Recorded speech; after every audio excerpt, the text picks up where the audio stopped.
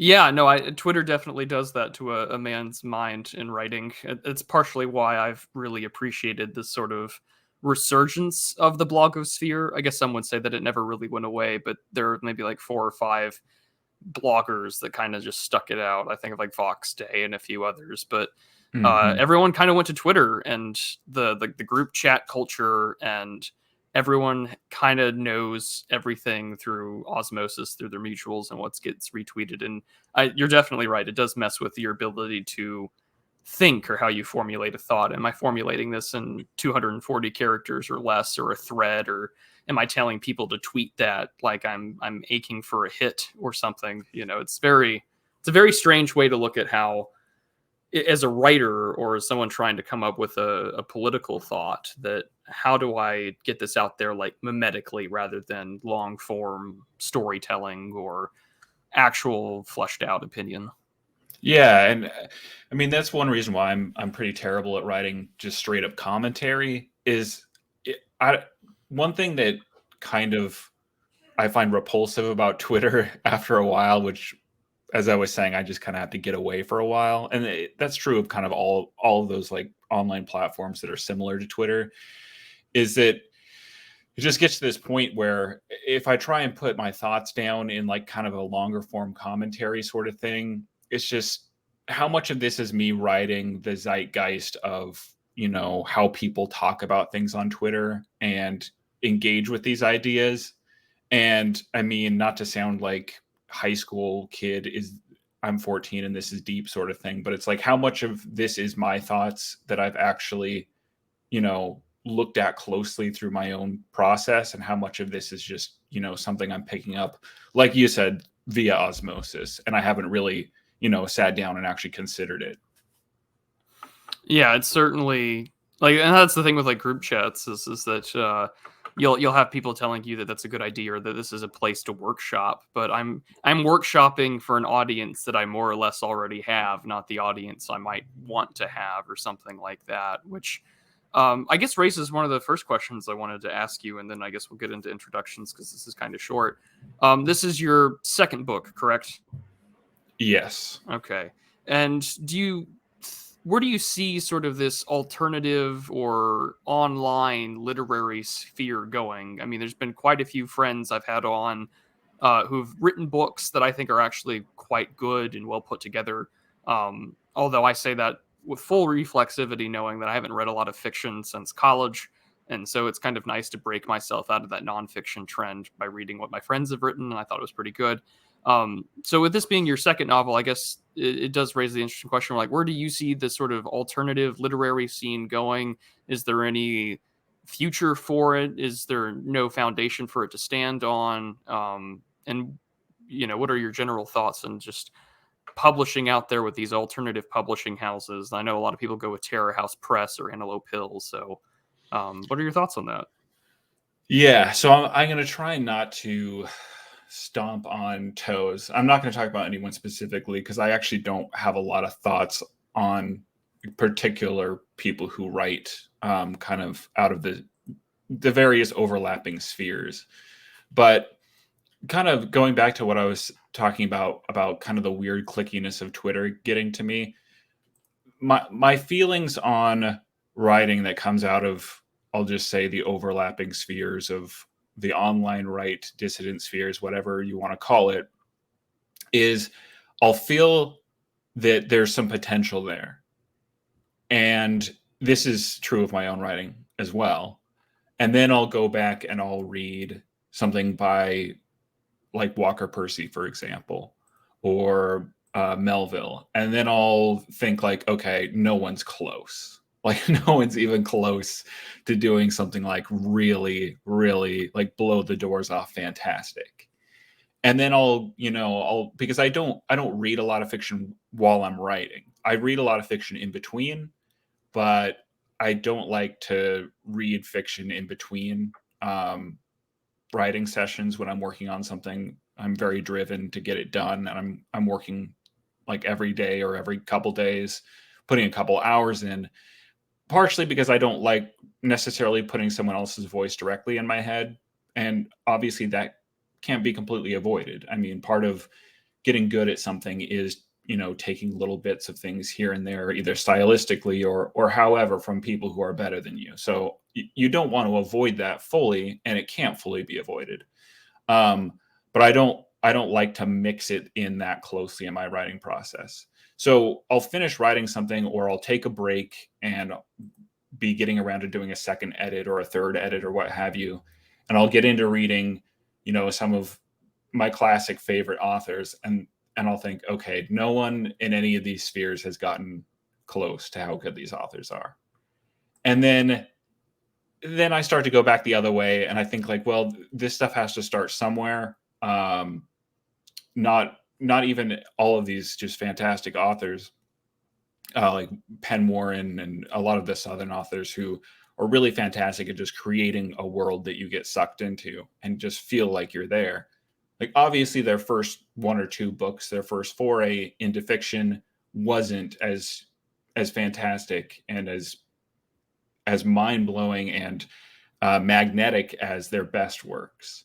So there's kind of two parts of me that are in conflict. And one is when I take breaks from writing and I step back into reading some of my favorite authors, and I just get that best of the best in my face, which is, I mean, either if you're reading other people's writing or in the process of doing your own writing, I mean, going and reading that stuff that's so fantastic is just kind of demoralizing to an extent, because these are people at the top of their craft.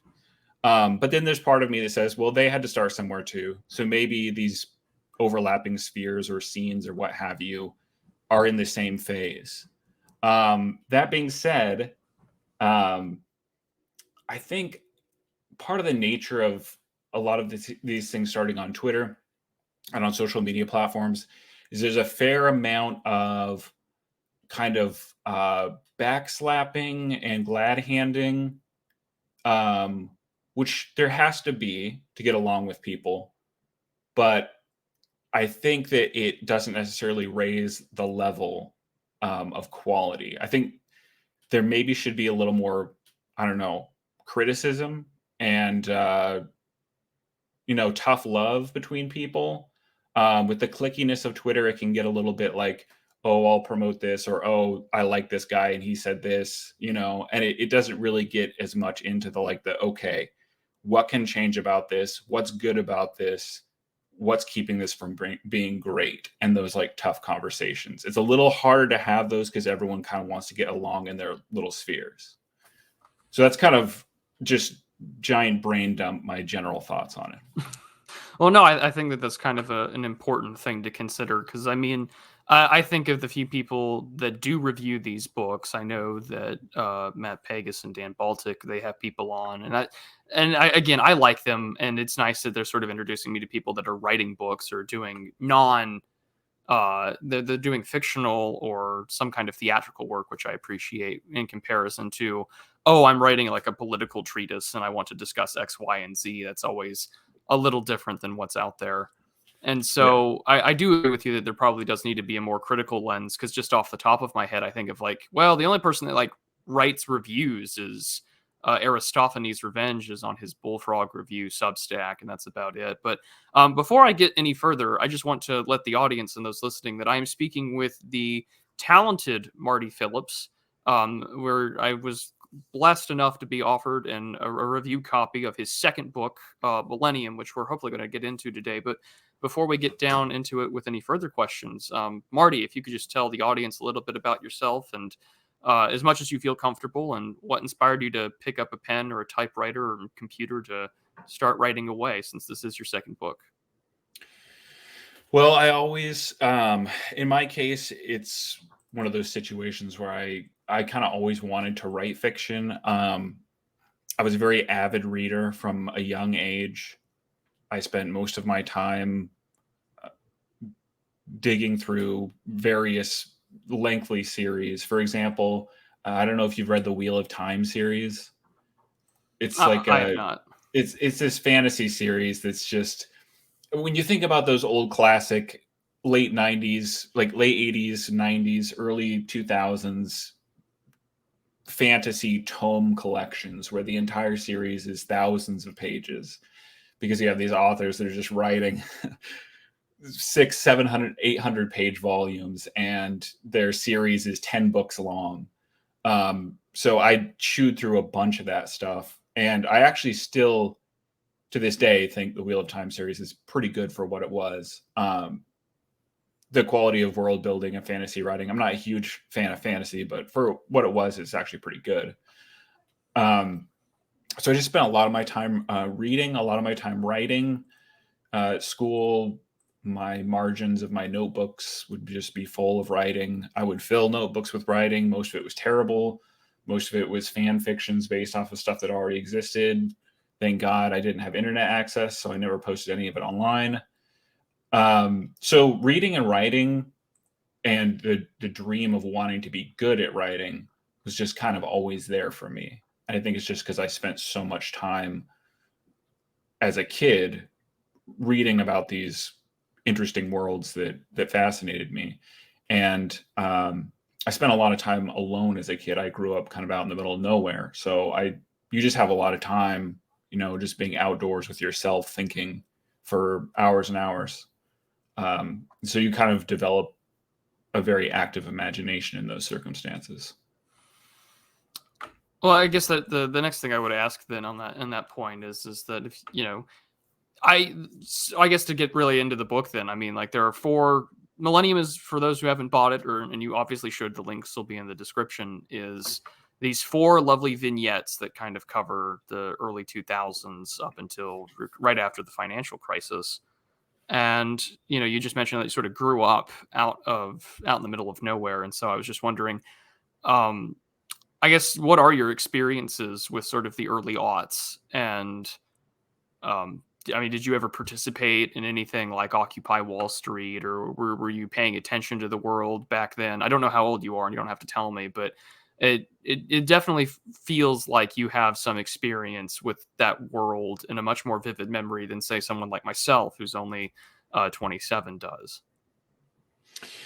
Yeah, well, I'm around your age. I'm just a couple years older than you. But my experience with it was very similar to most of that general millennial 90s kid experience. And a lot of it is very, very vivid for me and very evocative, because starting with especially 9/11, so much of it was experienced through what I call the world story, which is these anchor point events that are kind of given to us as these mass media occurrences. Like 9/11 had geopolitical implications, obviously. It still reverberates through the world today. We didn't leave Afghanistan until just a year or two ago, a little over a year ago, I think. Yeah. And so obviously it had these massive effects on the world that are still being felt. But just as significantly, these events, whether it be Occupy Wall Street, which I wasn't part of Occupy Wall Street, but I was paying attention to politics at the time and the news stories, and they create these just big anchor point touchstones that everyone in the generation has certain memories that are built around those. You know how sometimes, I don't know if you've had this experience, but maybe you're listening to a podcast and like watching something at the same time, or listening to a podcast and maybe, like, I don't know, I did this during college, listening to a podcast and like playing a flash game on the computer. So when you go back and you play that flash game later, you have this kind of inkling in the back of your head of whatever you were listening to at the time. And you're like, oh, that's right, I was listening to this while I was doing that. And in a similar way with these anchor point events that are just as big of media spectacles as they were actual world-changing events, have these kind of other things tied to them, as far as the significance and what one was doing at the time or feeling at the time. And I think especially with millennials, 9/11 is really that starting point where you're just kind of getting to that age, and it varies among the generation. But for a lot of millennials, you're just kind of getting to that age where you're realizing that there's a bigger world out there that has things that you don't quite understand, but you're just starting to figure out that there's something outside of that tiny little, tunnel vision you have as a child, where everything is everything is everything is like very soft, and there's Vaseline on the lens. Everything's kind of fuzzy. Even if you didn't grow up in the best circumstances, there's this childishness that like papers over it and makes it easier to experience, because you don't feel the harshness of things as readily as when you get older.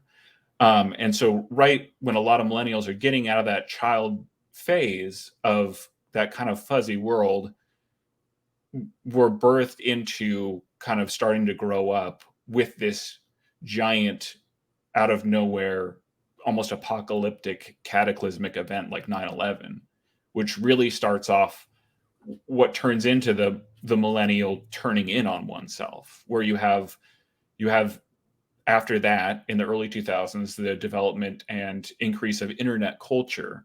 And so it makes it so much easier for the millennial who's been birthed into coming of age. What is being told to us is this very scary, terrifying world where absurd, chaotic events can just happen at any moment. It makes it very easy to then turn inward and escape into the world of internet cultures, because that's a whole lot, cozier and less scary than a world where 9/11 is possible.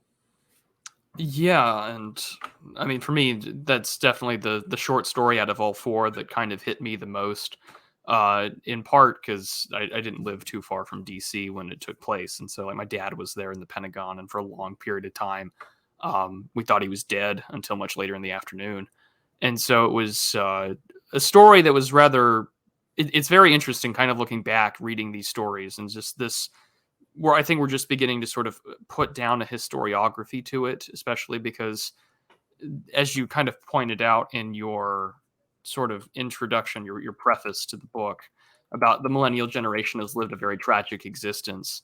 And I think that that's a lot of truth to that, because we've kind of been this generation that has moved inward in on itself, looking to escape every sort of tragedy and just happenstance of things that are clearly far more planned or coordinated than we might want to think so. I mean, I remember very clearly in the months and weeks after that attack that, my mother would just tell me, yeah, that like that evil's in the world that exists. And she would apologize as if she had something to do with it. And she didn't, but she would say things like, well, I wish I could have sheltered you more. I mean, like, you can't shelter your kid after watching the television day in and day out for weeks on end, the same thing over and over again, the towers getting hit, or the Pentagon, or the Pennsylvania field, or the plane wreckage was at.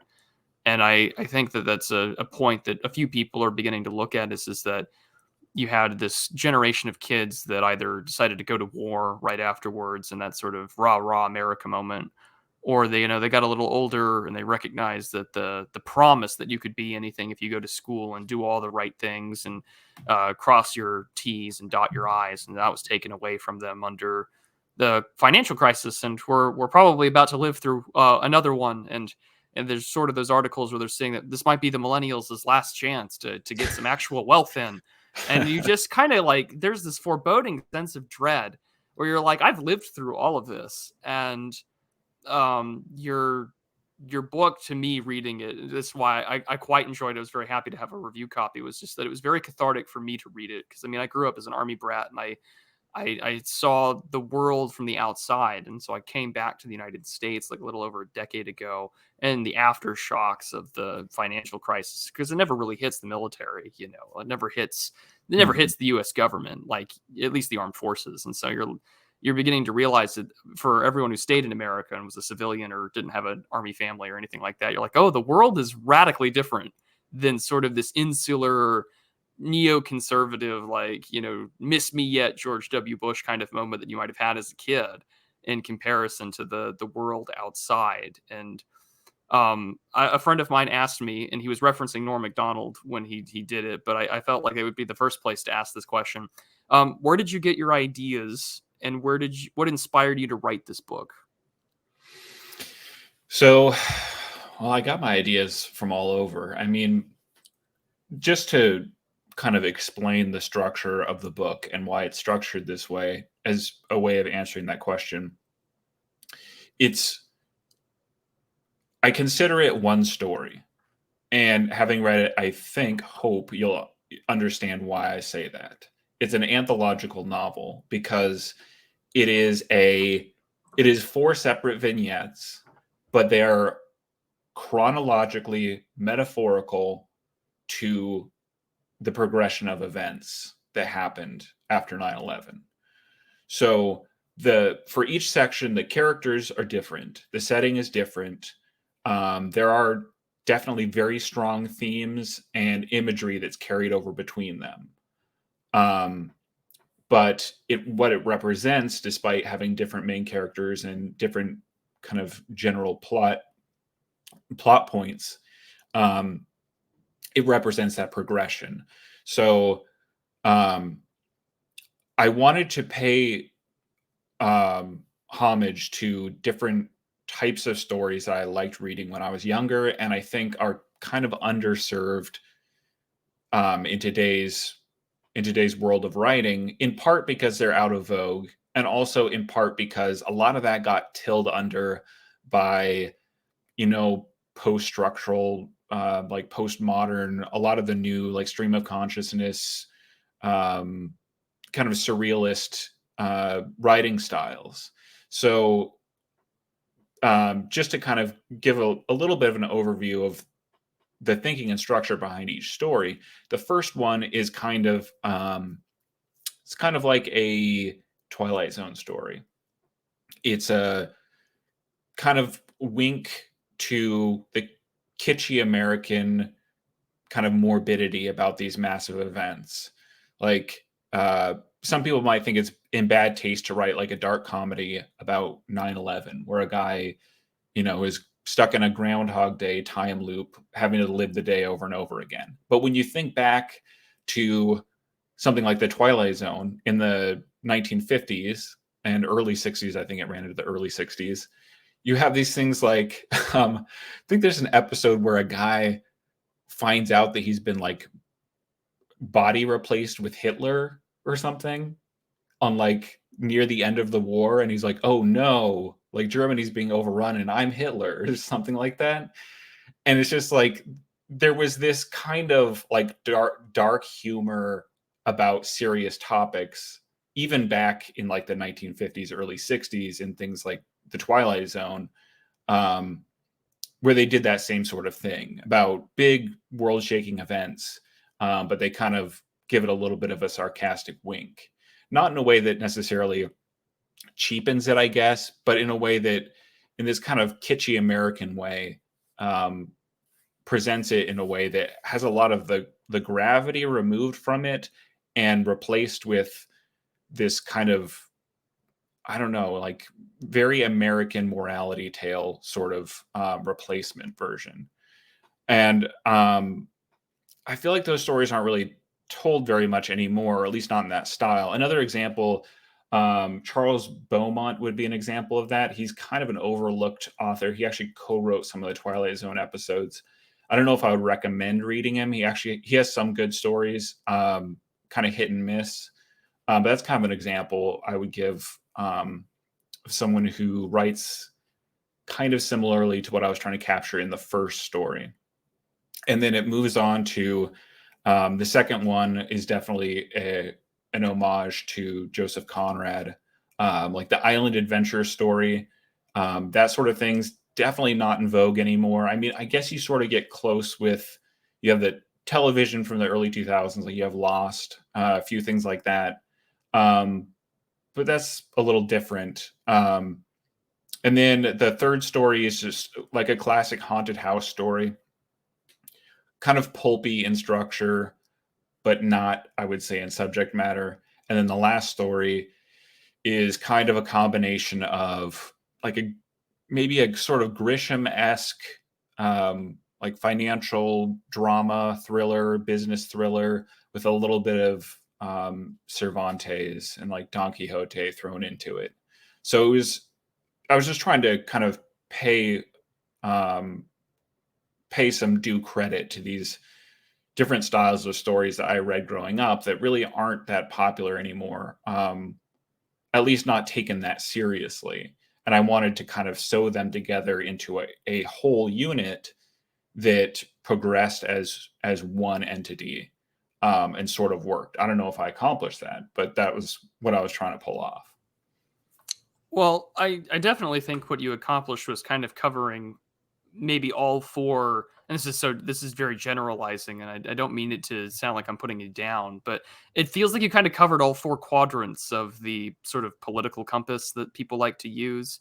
And because every story covers someone I know who's Mm-hmm. grown up in this last 20, 30 years and was shaped by it. You have, of course, in the second story, Holy Hunt, I know guys that joined right after 9/11 and are dedicated to this idea of constant change is here to stay, Rush style of America's new world. Mm-hmm. I know people who've lost their family in September 11th, and how the financial crisis has destroyed small town America, because I definitely live in one of those places now. And then, of course, the young rebel idealistic mess up who's only now just beginning to grow up after years of protesting the man and globalism and the financial system. So it's just you kind of covered the archetypal characters or character arcs of the millennial man, and just the world in that respect, which was something that I really appreciated. I actually liked the haunted house story a lot, because you start off delivering this rather dour kind of like, yeah, like the small town America's not what it used to be. We're going to put a dollar store up, and that's sort of the end of what we are. I mean, even where I live, that hit home, because my Mm-hmm. town is sort of protesting the development of a Dollar General, and then Yeah. it takes this wacky turn about like this Egyptian like beetle god underneath the basement of this old house, and I was just like, I'm with it, I'm all for it, which was really, I was like, this is a very positive turn from a very sad story, and it was something quite enjoyable. I don't know, and it's very funny that you talked a little bit about tastelessness in respects to a September 11th story, because so many people nowadays, it's memed all the time. There's a sort of a YouTube personality who reviews television and media, and he reviewed one of the later Pixar movies, Turning Red or whatever, and he ended it with a September 11th joke. And I was just like, it's interesting that it only took 20 plus years to make the largest mass casualty event in the United States history, as humorous, Mm-hmm. whereas I think, kind of appropriately, even though someone might say it's Groundhog Day or whatever, I think that you did a good job at sort of illustrating that, no, this is one of those big events that will be remembered, because that did fundamentally change the country, and it changed the world, like we were talking about earlier. So I don't mean to gush, but I think that you did a very good job with that respect. And I guess I want to kind of go through each vignette and maybe ask you a few questions. Yeah. So yeah, so I guess with the first one, I'll just start there. Falwell. Um, were Do you have a particular religious tradition or feeling? I mean, this is our the main character we're with is who would be one of the jumpers, in the Twin Towers, and is met by a holy angel as he's falling to his death, and is kind of on this little mission that turns into a Groundhog Day scenario to find out what's the cause behind it. It's very good. I would recommend. It's probably my favorite of the four. But uh, was there? I mean, what is your 9/11 story? What is your religious experience, if you are religious? What inspired you to write this one? Well, my 9/11 story is basically probably like most millennials my age, which is, you get woken up at whatever time in the morning by your mom or whatever, or if you're at school, what have you, and told what's happening, and you get, sat down in front of a TV and everyone's watching it. And so there was nothing particularly remarkable about my experience on 9/11. But as far as like, I was raised kind of just generally low church Protestant. And so the using the angel in the way that I did is kind of a nod to, I don't know if you recall this series. There was this television series that was running at the time that 9/11 happened, called Touched by an Angel. My mother loved that show as a kid. Yes. Yeah. And so it's part of it is kind of a little bit of a nod to this kind of very precious moments, kind of very kitschy, shallow religiosity that America had pre 9/11. And a lot of that kind of died very quickly after 9/11. Like a lot of that was turned into either, rock ribbed Republican, we're going to put a boot on Saddam's neck, whether or not he has anything to do with this, or that sort of thing. But that kind of syrupy, sweet, precious moments, early 2000s, late 90s, just low church Protestant, very nice people, but kind of politically unserious in a way. It's just this pre 9/11 artifact that existed. And I recall from my childhood, and then it just kind of vanished. So that was one part of depicting the angel the way that I did was kind of in a way to pay homage to the kind of, it was pre-Hallmark really, because the whole Hallmark Channel thing and all that didn't happen until after. But this kind of kitschified American Christianity that especially low church Protestant, that really kind of got blown over by 9/11 and the kind of patriotic American Christian culture didn't really know how to react to 9/11. And that a lot of it turned into just this kind of, I don't know, kind of like blind George Bush patriotism. And so that was one reason why I wrote it that way, was because that was kind of what that low church Protestant culture was like before 9/11. And in the way that the main character doesn't really know how to deal with the angel, and there isn't really any direct path of redemption shown to him. I mean, his fate in the end, is really no different than his fate would have been had he not met the angel, physically speaking.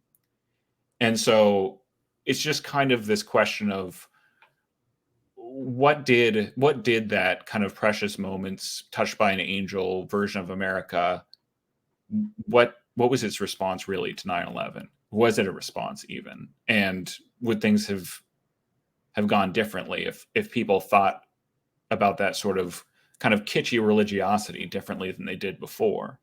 Because in my experience, a lot of that kind of disappeared. I mean, people kind of had to sober up from that, at least the kind of overbearing sweetness, I guess, that I saw pre 9/11.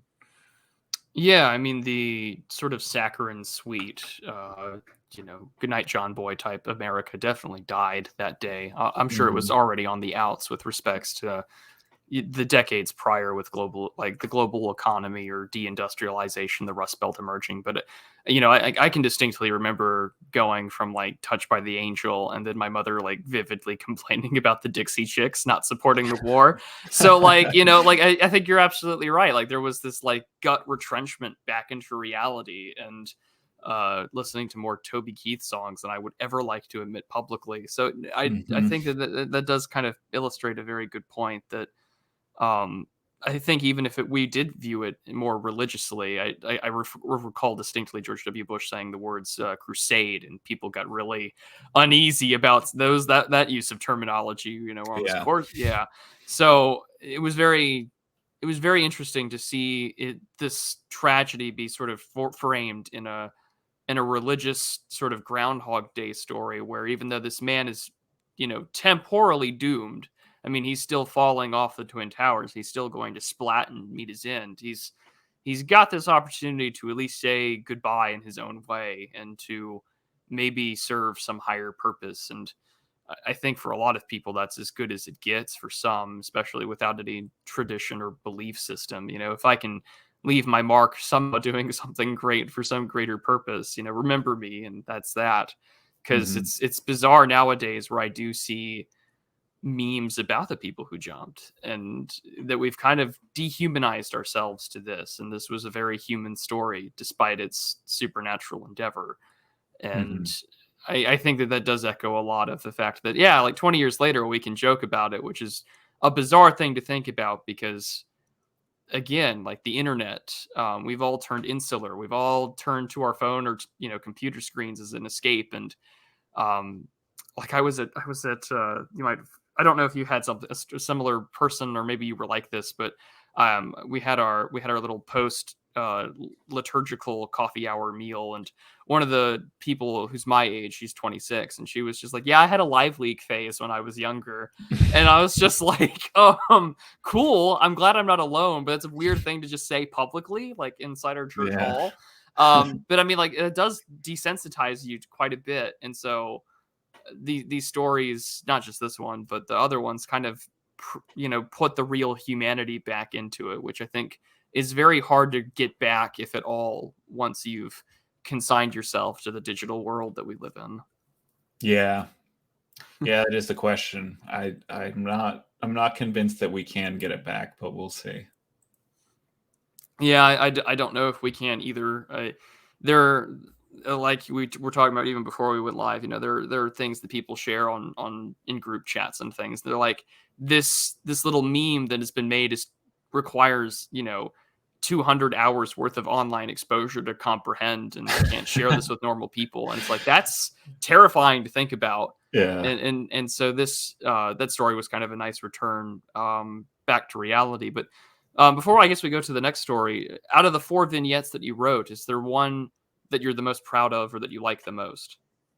Um, I'd say it's probably a tie for me between, and that's going to sound like a cop out, but it's You're going the to sound author. like You have all rights to do that. it's going to sound like an excuse, so I can mention why on both. But it would probably be a tie between Holy Hunt and American Bastard, and for two very different reasons. The first is because I felt the best about Holy Hunt when I was writing it. I felt when you write fiction and you're kind of in the whirling dervishes of just writing as much down as you can, and editing on the fly. And I write everything down by hand first, which is, I don't recommend that, but it's what I have to do. It's the only way I can. I do it as well for my Substacks or my video scripts. I don't blame you. Yeah, it's something about how my brain connects to my hand and the speed of writing. I can edit typing. I have to write it down the first time by hand. But anyway, when you're kind of caught in the middle of that process, you kind of get a feel for like whether you're really gelling with what you're writing, and you can you really feel like, okay, I like this. I like what I'm writing. And obviously you have to like what you're writing, I mean, to a degree, to write it down. But there's this certain feeling where you're just like, I have this kind of harmony about what I'm doing, where it works in my mind, the way that it's going down on the page. And so that's why I liked Holy Hunt so much, is because I just enjoyed writing it, and I felt like it was good in a way that you don't always feel, even if you think you're doing something competently. You don't always get that feeling of like, okay, this is working, and I feel like I know it's working. And then American Bastard, the reason why I like that one so much is because it was actually a very hopeful story, and I don't really write those. So when I got to the end of it and I knew how I was going to end it, and kind of finished off the rough draft and was like, okay, this is where I'm going to end it. Actually kind of felt a little kind of buoyed up by the subject matter, because I was like, I'm ending this on like a happy-ish note, and I feel like it works and isn't contrived, and I feel good about the fact that it ends in this kind of positive way, in this uplifting direction, which is just very uncommon for me. So that's what I enjoyed about writing that one. And so I'd say those are the two that I liked the most, for very different reasons. But those are the reasons why. Well, I mean, each story is good. I would highly recommend that the audience, again, takes the time to read these. Holy Hunt was definitely the one that gave me, and I know that you had mentioned, I DM'd you before we set this up, because I had just asked, as like, how much do you like Joseph Conrad or something along those lines? Because Holy Hunt definitely has the Heart of Darkness written all over it. And I say Mhm. that with, not to say that you're cripping off of him. I mean, we all crip off the greats and whatnot, but I mean, it was Oh a yeah. very, very good homage to that story, but also just the way Conrad writes. And it fits very well, I think, in the context of the escalating war on drugs in the 2000s, and anyone that can remember like the violence in Ciudad Juarez in like 2006 and 2007, that's right next door. And then of course the opioid crisis. And it was like the Heart of Darkness met Jason Bourne and Robert Ludlum, because we have these drugs that are experimenting on US soldiers, but oh, by the way, we're paying off the cartels. And it's all told through this like story of some rich kid that's just got stuck in the middle of it, whose mind is just fried from being tested on as a guinea pig. And it probably has one of my favorite passages in the entire book, that discussion about what America is from sort of our gone native soldier. And I kind of find it fitting. If I can pull it up real quick, I'd love to read it. But I know. What about Joseph Conrad? Do you appreciate? Is there more besides the Heart of Darkness that have you read of him? What inspired you to write this story? Yeah, I've read a decent amount of Conrad. He was very prolific, so I haven't read all of his stuff, but I've read some of his shorter stories. I've read a number of his novels. Obviously, yes, I've read Heart of Darkness multiple times. I used to have passages of it memorized. Wouldn't trust myself anymore. And then also Lord Jim is exceptional. I always recommend that. What I'll call The Children of the Sea, which has a different word in the title in the original version. Fantastic. As far as like amazing prose, very hard to beat that book. The certain type of individual of the Narcissus. I highly recommend that book. Also, what else did I read by him? Typhoon, one of his shorter stories, is very good. What's the one that takes place in South America? The name is escaping me now. I can't remember, but I read probably 4 of his main novels and a couple of his shorter stories. The Secret Agent's good. It's been very long since I've read that one, though, so I don't remember it very well. But for me, Conrad, his style is just fantastic. His prose is incredible.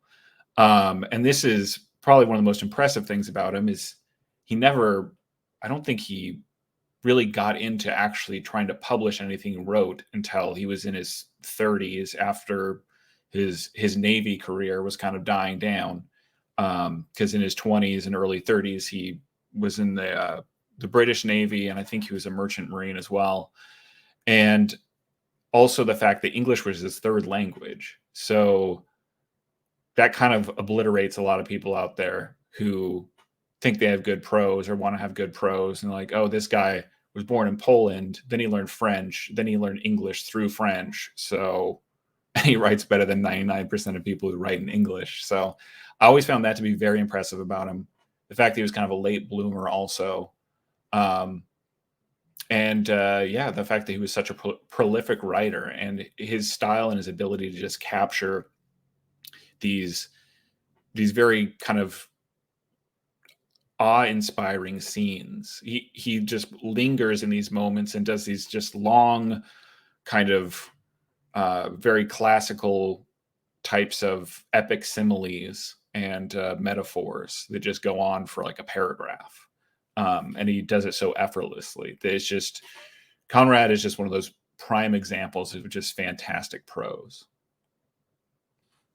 Yeah, I would wholeheartedly agree. I'm not as well read on Joseph Conrad. I mean, I've read Heart of Darkness, and that would be just about it.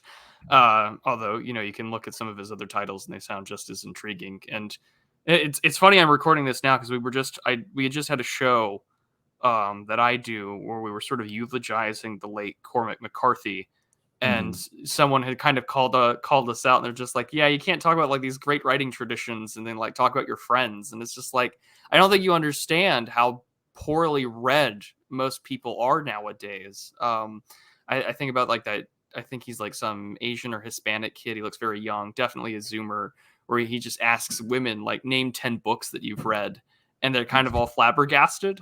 And I just think that that's the case for so many people. Like, they can tell you about how many videos or essays they may have read, but like, when's the last time you read like the classics or the books? And definitely it was a nice moment of reflexivity. But I could tell that Joseph Conrad was definitely in this story, and all over it, in a good way. And I think that it highlights it quite well in the prose, not just the description, but these characters that have just sort of found themselves adrift on this island somewhere in the Gulf of Mexico or off South America, a direction that we don't really know in particularly. But, all these questions about morality kind of get thrown out the window, of course, when we're inside of, you know, a flight or flight situation where we have to survive, and morality gets thrown out the window, despite the fact that clearly you can watch someone go insane when that happens.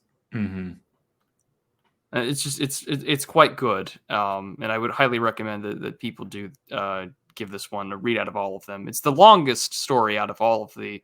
Well, this one and American Bastard are both pretty long, but I think this one's the longest. And yeah, just this interesting sort of way to come about coinciding all issues of sort of our day-to-day life about, the military's exposed to all sorts of weird shit. It's very funny. I don't know what your position on the whole coof business was, but like when the vax was just rolling out, my dad was all like, I was in the army. They would give me all sorts of shit. This is no different. Whereas I was way more skeptical about taking anything. I mean, I still didn't take it. And it was just, it kind of hits very hard there. And I will read this from your book, and I hope that people can kind of understand what I mean by this look at America. And, he goes off, the sergeant. He says, you see, we have to die for America to change, and America must change. To cease changing is total death of the nation, because America itself is change. From the beginning, it was a disruption of the old orders, the purest manifestation of a revolutionary energy, an undying war between men which births glorious inventions for the mind, machines, and systems beyond reckoning, the great proving ground, the cradle of the world's newborn triumph, smeared with the mother's blood each new generation. America is a state of mind. Why do you think we spend so much money on legal and illegal drugs, therapy, entertainment products, experiences? It's all to maintain Americanism, which is that happy devil-may-care even keel. That is why you have to die. You, me, Robbins, Conway, and Green. We're all very un-American, which is to say we aren't what America is becoming. America is now what it ever was, and it can only be what it is now. I read that and I'm like, that sounds very similar to what I've heard from both Democratic and Republican speechwriters and administrations. It's a very America is an ideal, and ideals are worth dying for. This is a man who really direct. It's something I would very from someone for office. That very homey. I was like, yep, this is probably one of those quotes that's going up on somebody's Goodreads or someone's review of the book for sure. Yeah, and the thing about Ashley, I didn't want to write Sergeant Ashley as just like a cliche of this kind of new Americanism. But it's funny, I can't remember who it was who tweeted about a couple days ago about regime bra. The idea of regime bra being this like kind of muscular Hemingway-esque, like super pro, like, gay American empire type thing. That there's this new emerging regime bra.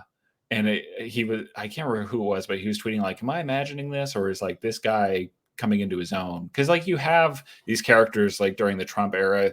What was that name? That John Schindler or whatever, that ex-CIA guy who was, conspiracy theorizing about how Trump was a Russian agent. And then you had, was Tom Nichols, that ex-Navy guy. Yeah. You had these like ex-military tough guys who are, they're just the American system boiled down into its most concentrated form, into this entity that's presenting itself as patriotic, but it's patriotic in the new sense, in that like in that you and I, people like us, are very unpatriotic, in that we're not what America's becoming. And so I wanted to present that in a way that, wasn't a cliche of itself, and could be manifested into a character like that, but kind of before his time. Because like this is happening, this story takes place in like the early 2000s. I can't remember exactly when I placed it, but it was around like not long after the financial crisis. So the events on the island are probably taking place around like, I don't know, 2013 or something like that. 2012, 2013. Actually, 2012, I think. I pegged that story way earlier than that. I was thinking about like tourists being held hostage and Well, the drug trade, but that's interesting because yeah, I really would have thought 2006, well, 2005. you have to keep in mind the flashback at the beginning about his life before he gets in prison takes place years before, because Yeah. he's in captivity for years, and then the events on the island after he's sort of accidentally rescued from captivity would take place later on. Um, so Ashley is kind of, as if we're using these Tom Nichols types, regime bro types, is a little ahead of his time, because that's definitely more of a, became more of a post-Trump thing. I think like the muscular military guy who's 100% riding for Biden, like that kind of persona is definitely more of a post-Trump phenomenon. But I think it's only going to become more and more so a thing. I can only really see things going more that direction, especially with, there's been a fair amount of like purging from the military. I know COVID was used for that largely when it came to mandates and things like that for active military. So I think that Sergeant Ashley is only more so going to become the reality. Yeah, I think that there's a lot of truth to that. I don't know too many of the sort of like when I had a nice gaming group when I lived in El Paso. I did a lot of tabletop stuff, and it was just all like white, Gen X or older millennial dudes that were playing 40K or Flames of War or whatever, and very much you can shoot off whatever from your mouth, and it's usually some like Republican or right wing opinion, and I can't imagine that being in the military now. In part due to those purges, and that there is, to me, I think of Regime Bra as like Evan McMullen, the like dorky spook character that has to rely on rhetoric because he's not the most physically imposing man. Mm-hmm. Whereas, like, yeah, Ashley is the right in and willing to die for Biden, and I have to sacrifice myself so that Uganda and other countries can have homosexual marriage because that's what America is. Like, I definitely see that that man does exist. I'm terrified to meet him in real life, but I'm sure that he does. Well, I'm sure he exists too. I don't Yeah, want to meet him either. I wouldn't want to either. Yeah, I would hate to meet that guy in a bar or something as we rights in Ukraine or whatever. It's he's a terrifying figure to say the least. But I mean, it does sort of epitomize that quote I read. I think that does sort of epitomize the America as ideal tradition that people want to sell. And it's very funny to see sort of the America of today try and reconcile like this is a country with like the flyover chuds from say, our haunted house story that comes next in comparison to like the kids that hate the world. I hate my dad for taking me to church on Sundays. I want to like make it all progressive and gay. And like we're a country of like 330 some odd million people, and like both of these characters exist, and so it's fun to see like the army recruiting ads have like the 1776 rah rah narrative, and all of the dudes in that commercial are like white chuds. Yeah.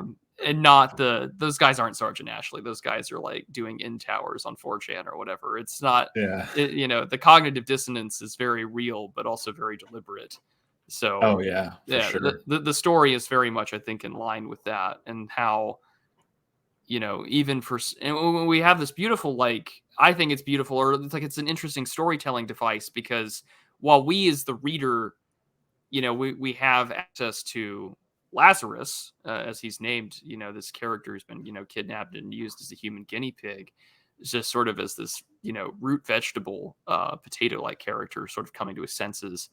I think he's a neat storytelling device about the humanity versus the like die for the gay type mentality in Sergeant Ashley. And I think that it illustrates a good case study in who retains their humanity in times of crisis. Because that's a question that we're always going to have to reel with, no matter the war or the situation. I mean, to go back to our discussion over the internet, right? Like we've got people, trying to dunk on the current war in Russia and Ukraine over, drone footage of a guy about to get bombed while he's making the sign of the cross. And like, we're thousands of miles away, just like, yeah, this is so great. Mhm.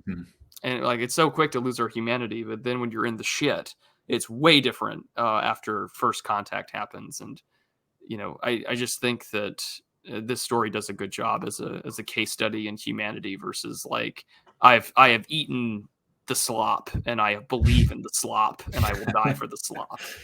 Yeah. And part of the reason that I chose to kind of make the creature who then becomes Lazarus, the way that he was, is also to, I mean, the overall arc of the story follows kind of a life cycle. Also, at the beginning, you have the death of the previous generation, and then you have out of that you have the millennial coming to age, kind of like birth cycle. And so you have this character who is basically an infant, in that he's helpless. He can't really do much of anything for himself. If he has any opinions, he's not telling them to anyone, and no one really cares. And so it was also to illustrate kind of the millennial kind of as the hostage to world events that unfolded after 9/11, because Holy Hunt is also an illustration of the global war on terror. When you have the conflicts between the tribes on the island, the way you have Ashley talking about that, like clearly there's analogies to be made there with the kind of black and white whitewashing of conflict in the Middle East into bad guys, good guys. Obviously, we're siding with the good guys. Why wouldn't you help the good guys? That sort of thing. Whereas the creature, or Lazarus, is just kind of dragged along. Like everyone else has their opinions. Ashley is this overbearing character, and in the end, what he says goes. And then the creature doesn't even have an opinion on the matter. He's just there. He's just there, and he has to live with the consequences, which is, I mean, those of us who were in, high school, middle school, high school, early college during the global war on terror, we're kind of the same. I mean, we're hostages to this thing that we're just having to watch unfold, and there's nothing we can do about it, really. Yeah, no, that's why I find him to be like the best. He's a good storytelling device for that, because in that situation, yeah, I would probably be like Lazarus. I wouldn't know what's going on. I don't know the full context of anything, and all I've got are these strange characters around me that I'm just being pulled along by. And as someone who grew up as an army brat, whose life, socialization, and politics are completely colored by the global war on terror and 9/11, like, yep, this definitely, like I said earlier, this was a very cathartic read for me, and I'm trying not to let that like paintbrush my discussion with you, but it kind of is, and I apologize for that.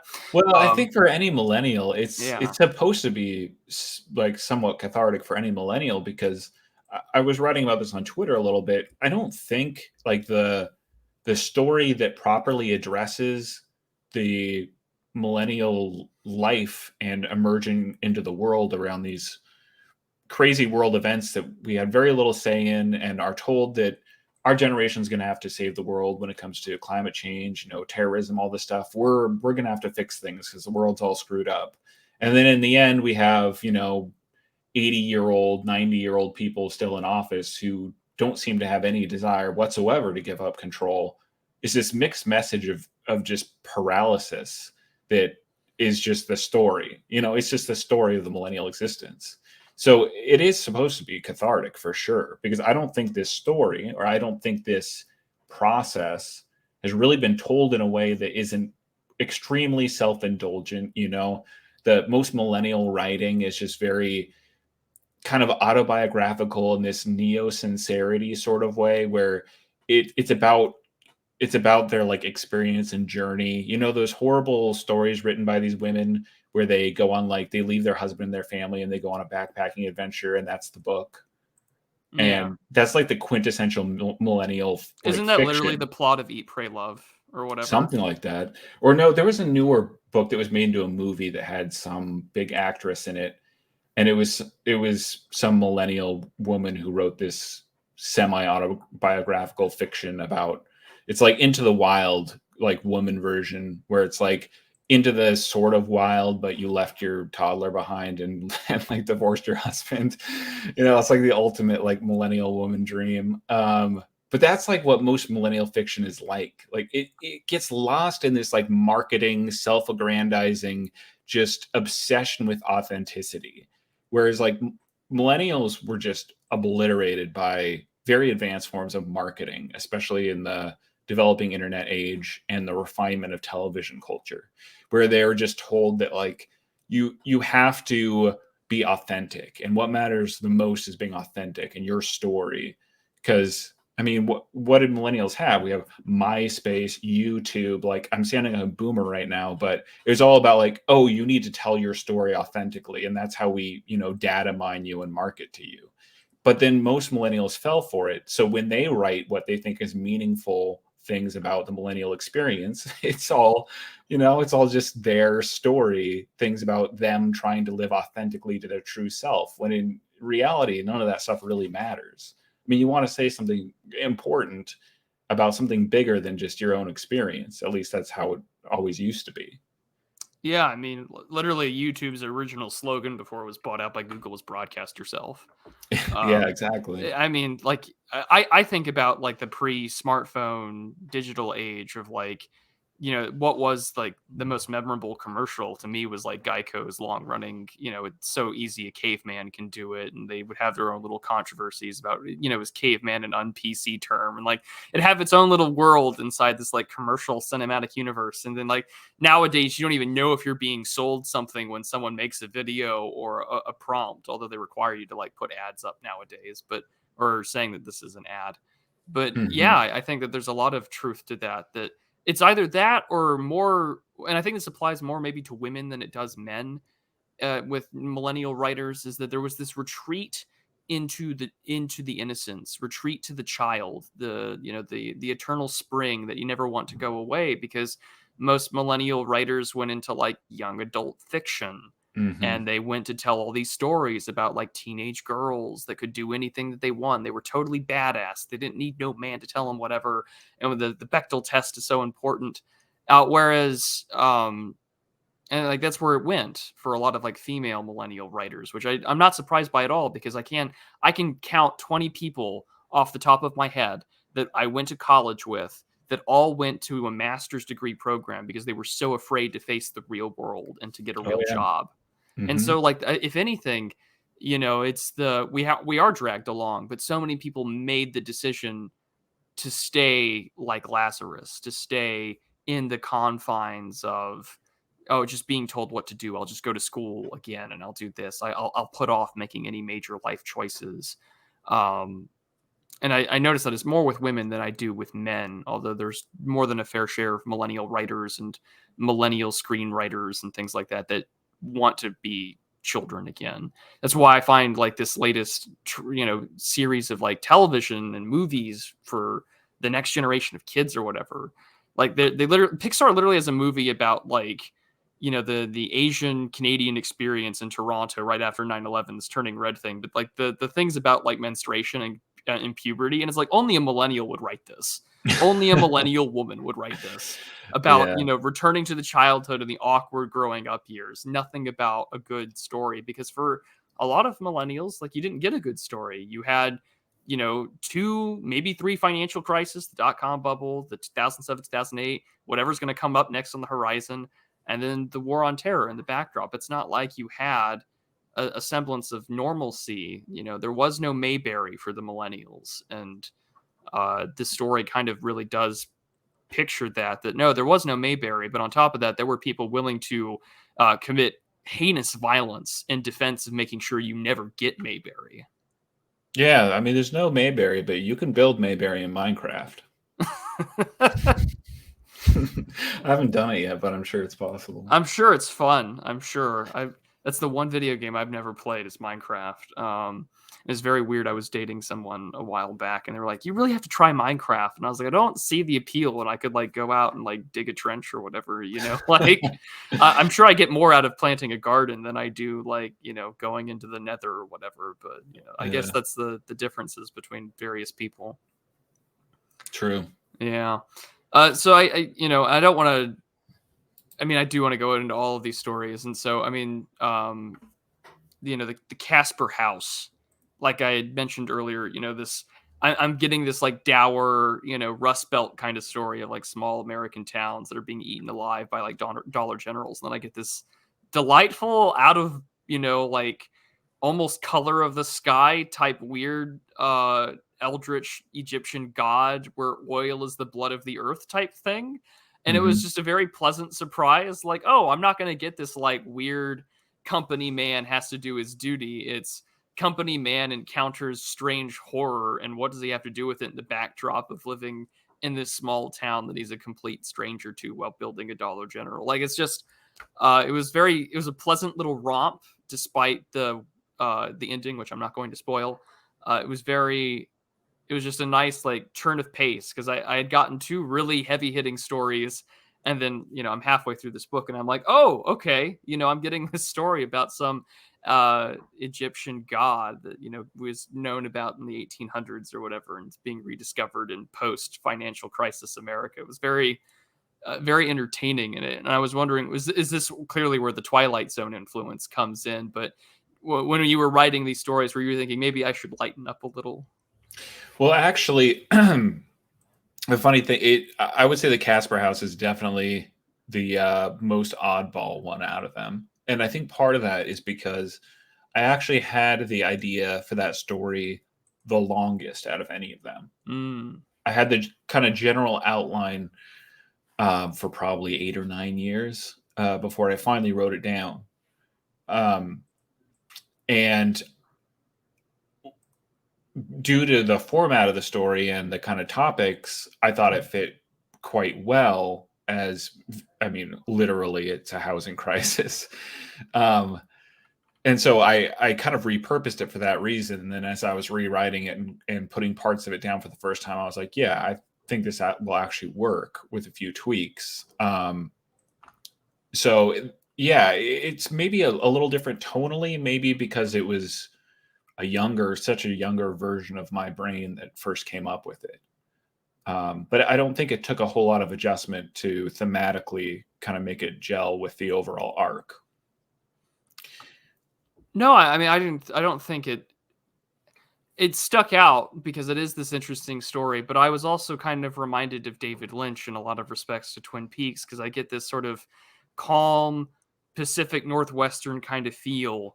And in the midst of, this man trying to do his job to build this daily dollar, our Dollar General or Dollar Tree stand in, Hmm. we encounter this otherworldly being, this Egyptian-esque deity that isn't really even Egyptian. He doesn't recognize the names, but to me, it was just very like, instead of Dale Cooper, it's like, what if we got some pissed off millennial that managed to barely scrape by after the market crashed?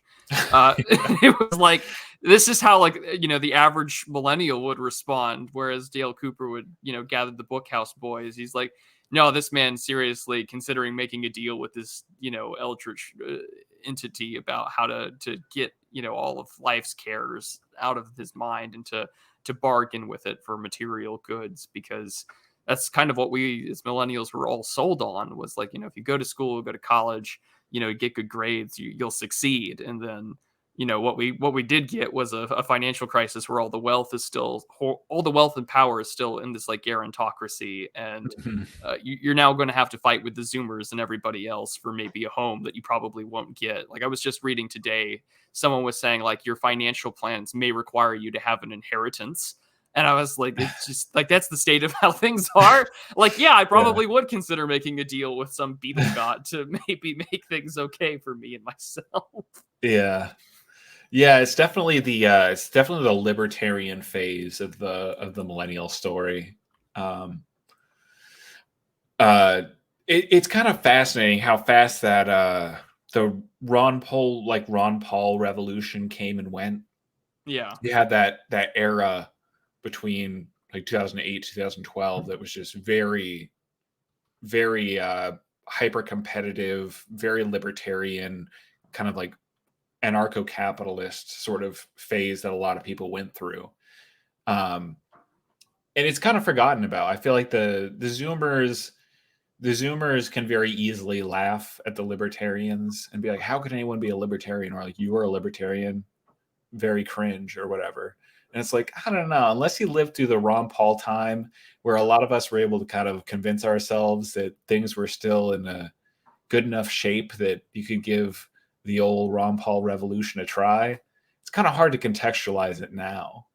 Um, because it was a very unique time and it almost felt possible at the time. Um, It really did. My political awakening, or like as a teenager, was like the Ron Paul revolution. I was like, this I could get on board with. And like, if you talk to most people in our sphere, they'll probably tell you that they had a libertarian phase, mhm, especially the millennials. I think that that's very true. And the sort of uh, screw you, I've got mine sort of Ayn Rand virtue of selfishness attitude that was kind of there for the time. Like, this Republican thing ain't working out. This Democrat thing ain't working out either. Maybe if we could return to some good old market values or something, we could make it work. There was truth to that. I mean, there's a lot more to Ron Paul than just say the libertarian or Austrian economic side, but there was yeah, people genuinely looking for, how do I escape this? And this one kind of embodies it in a very Rod Serling, David Lynch like way. Um, but it does sort of illustrate that, like, yeah, like I was a man that climbed up the corporate ladder. I worked it off. I had nothing to my name when I worked for the Daily Dollar, and I'm not going to let anything get in my way now. Not even this woman, not this deity or whatever. mhm, Very much, I think that's a very apt description. Very much the libertarian phase of the millennial story, because you kind of went two directions after the Ron Paul revolution phase. You either became like a diehard leftist, what we might archaically call a social justice warrior, mhm. or you turned into one of those, I just want to play video games, man. And then of course you couldn't escape politics, because Gamergate happened like a year and a half after Ron Paul revolution. Yeah, yep. uh So I didn't know that this was the story that you had the longest in mind. I almost thought it was deliberate where it was placed. I was like, he's going to give us a lighthearted tale after these like two really heavy stories. So it's very interesting to think that this was your first one, or that was in your head the longest. Because yeah, if I didn't know that, I would have definitely thought, well, thank you, Marty, because I definitely needed to pick me up to smile or to chuckle at, compared to this gruesome war on an island in respects to the drug cartels. Yeah, I mean, it was placed there in that order for chronological reasons, but yeah, it's the one I've lived with the longest. I still have mixed feelings about it. I enjoyed finally writing it down after so many years, but it's definitely the one that's going to be kind of hanging around in the back of my head for the most time. Well, why do you have mixed feelings about it? Um, so what I was saying about Holy Hunt, feeling like I was writing, as I was writing it down, I was like, okay, I like this. I'm good with what I'm writing down. It's hard to quantify, Hmm. but in the process of writing the Casper House, it's and this is probably just as a fiction writer sort of thing, but you'll sometimes be in this gray area where you're like, this could be good, people could really like this, or this could be just okay, and I have no idea if it's going to be good or maybe just okay, because it's very different from the sort of thing I usually write. And so you don't have that concrete feel for like, okay, I think this is going to be good. And so it's not that I don't think that I was capable of pulling it off, or um I don't think that it's an interesting story. It's just difficulty placing it in the context of the other things that I've written, and being able to confidently be like, okay, like I know what this is and I know it was a success. So that's where you just kind of have to rely on people who read it. to tell you in the end. Whereas there's things you can be more or less confident on that you've pulled off or not. Well, I mean, that's definitely fair. I mean, I've had a good friend of mine, T.R. Hudson. I don't know if you're familiar with his work. He wrote Automaton, but you know, Yeah, I reviewed his book. oh, good. Well, he and I are friends. We talk on the phone regularly and things like that, and he's always pressuring me to write more fiction and less essays, political stuff. And I'm like, none of this is good. And he's just like, we're gonna have to do it anyway. Just get over it. And so uh, it's always interesting to hear what the writer always has to say about his own stories. But for me, it was this nice break, not to the point of absurdity, but to the point of yes, there have been times where I know a lot of people that would make these kind of ridiculous deals in order to escape their material conditions. And I mean, even now where there's sort of this resurgence of like religion, I mean, the COVID definitely was a big part of that. But I mean, there has always been a focus, whether it's like left wing Twitter or millennials that vote Democrat or millennials that vote Republican and got on the Trump train or whatever. Both of them are deeply fascinated with like the material conditions. That's never escaped them. And I think that's mainly due to their upbringing. Because I mean, even in like 2016, which is sort of like the preeminent like millennial election, I think in a lot of ways. Where I know people talk about 2012 and 2008, but I really think it's 2016 because it's finally these people are having a referendum on everything that came out of like their younger days, and now they're having revenge. And even then, there are the Bernie Bros that everyone kind of mocked or had fun with, thinking that he could win. Here's how he could still win, guys. They still a large portion of them went over across the aisle and voted for Trump in 16 because again, there was this economic aspect to it, and I don't think as long as this generation lives, even when we become old and gray, that we're still going to be talking about the economy and material conditions and what kind of deals did we make or what decisions have we done or have we been down to our last dollar before. And this story, despite what some people might consider absurd or Twilight Zone or Black Mirror-esque, I definitely think that it hits home for that. Because yeah, like I still think about that. Like, like we live in a post-recession world. We've lived under like a decade now of quantitative easing. Like we're never going to go back to whatever came before. Yeah. Which I think kind of ties in rather perfectly for the last story, American Bastard, which is a fantastic title in and of its own right. But boy, oh boy, does Mr. Ashbury remind me of my teaching assistant, who was a man. And I'll tell the story because he's so relatable, because I know a guy that, who was in his younger days, like started his own Occupy chapter, was a diehard core Millennial Generation, and only just went back to college later in his like early to mid 30s, and now as a part of he has a PhD and is a part of the system now. And it's just is like, yep, I know the Occupy Wall Street guys. I know the globalist, globalization. I watched the Battle in Seattle documentary about the anti-World Trade Organization protests. Like, I know every bit of this guy's ideology, despite not adhering to it once in my life, and what it means to sort of encounter the, going back to your roots.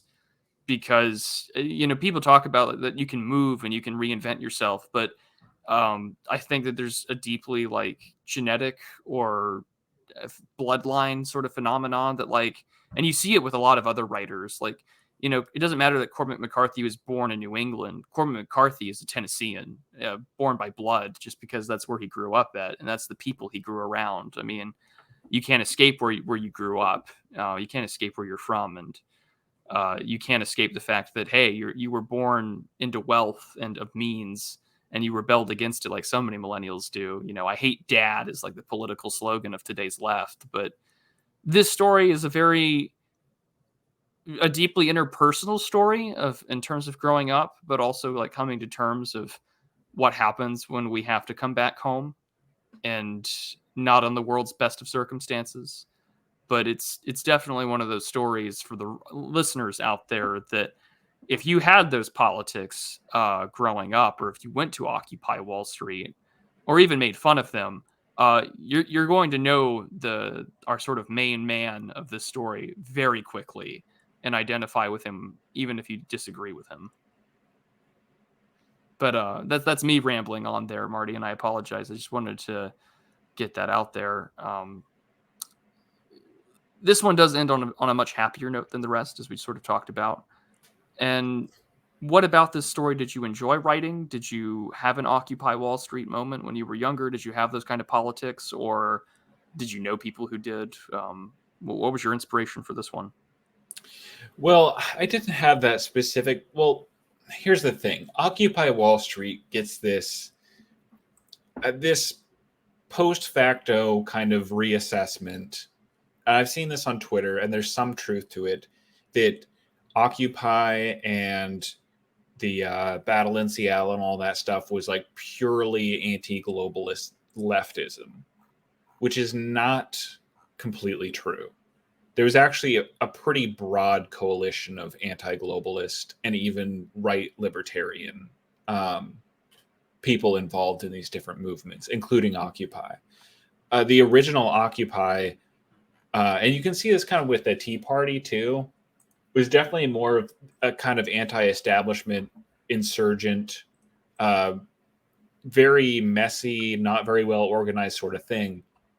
It isn't until that it, with the Tea Party, for example, it coalesced around basically a Republican Party psyop that took the energy and tried to turn it back into Republican Party politics.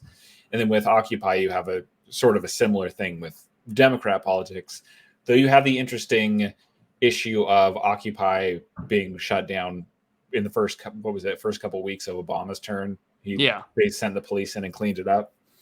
So, I mean, there's a lot of ink spilled on, Occupy being genuine and then getting captured by the progressive stack and being turned into kind of the origin of woke politics. And you have people talking about how, oh, it's the corporations, man. They just want us to turn on each other. That's why they introduce like racism into the mix. And there's a lot of takes on like what Occupy was and what a lot of these political movements were.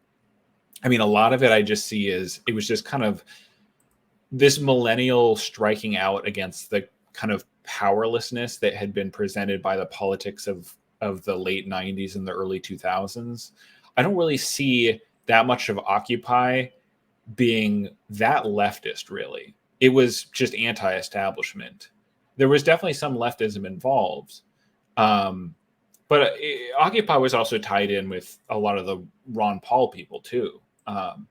So it wasn't by any means exclusively leftist. But yeah, American Bastard, I wanted to kind of harken back to some of those conflicts and have a character that had kind of been a part of that anti-establishment. He's definitely more of a leftist for sure. But kind of one of the honest leftists in a way that used to exist. I mean, that used to, you could actually talk to them, this sort of, I remember talking to some of these people in the early 2000s who were, whether they were like anti-Iraq, anti-Afghanistan, left-wingers who were also kind of got into a little bit of the 9/11 truth weirdness and the Occupy stuff. Like they're more like the conspiracy right is today than they were like the leftists of today. So I kind of wanted to have a character emerging out of that world, which seems very weird to us now because of how set in stone our different political camps are around, particularly on the left, certain, diehard narratives that you cannot stray from, or you're not part of their system or what have you. And then have a character coming out of that somewhat disillusioned, honest in his own way, but disillusioned with where things are going. Because in this story, you have illustrated, the malaise of the Obama years. For any true leftist of the Bush era that had any sort of self-respect and was, internally consistent with their own views, the Obama years was a massive letdown for them. And I've known people like that because in a lot of ways, when it came to foreign policy, when it came to economic policy, one of the big complaints was that, and this is where you have people like, Glenn Greenwald and these people who don't really have a political home anymore, because they were the old leftists who were disappointed and disillusioned by the Obama years, and they couldn't bring themselves to just go along with the party line. And so they're kind of, after the malaise of the Obama years, which in some ways accelerated things very far leftward, but in a lot of ways, when it comes to economics and foreign policy, was kind of a continuation of the Bush policies. So you have characters like the main character who are just end up being disillusioned by this sort of thing. And especially at the beginning, it starts out with him finding out that his very wealthy father is dead, and him being this kind of hard-bitten leftist activist who kind of left the family behind. He's not really expecting anything out of it. And so he's kind of cajoled into doing the right thing as a son and going back to New York City and being around for his father's memorial service and all this. And it's kind of the process of him like waking up to these things that are beyond, the anti-establishment economics, that picks up on the honesty in the form of leftism that he portrays, and the fact that kind of in the going through Obama to post-Obama era just becomes this weird self-contradictory thing that you either have to get over or you have to just, become a caricature of yourself. Like a lot of people who profess to have this, they have this modern leftist politics, but it has very little in common with, 15, 20 years ago. Oh, at least in absolutely. in the core values. And so I wanted to illustrate a character who kind of goes through that process and kind of has to come to terms with being honest about the way the world has changed, like in that, post-Bush era, which in a way is what gives it a happier ending, because unlike many people who just became, hard-bitten regime shills in the post-Bush years, someone who's a little more introspective about it and a little more consistent in their beliefs. And so in one way that it makes it a very hopeful story is because he is consistent in that way. He's able to kind of escape from it. And you don't get like some sort of extreme revelation at the end, but you get like a small revelation of like the realization of what actually matters, and kind of giving up on these trappings of activism, not necessarily because none of it matters, but because you kind of have to do what you can with what you have. Yes, and that's kind of why I think it's very fitting that at the beginning of the story he's just out on the Appalachian Trail.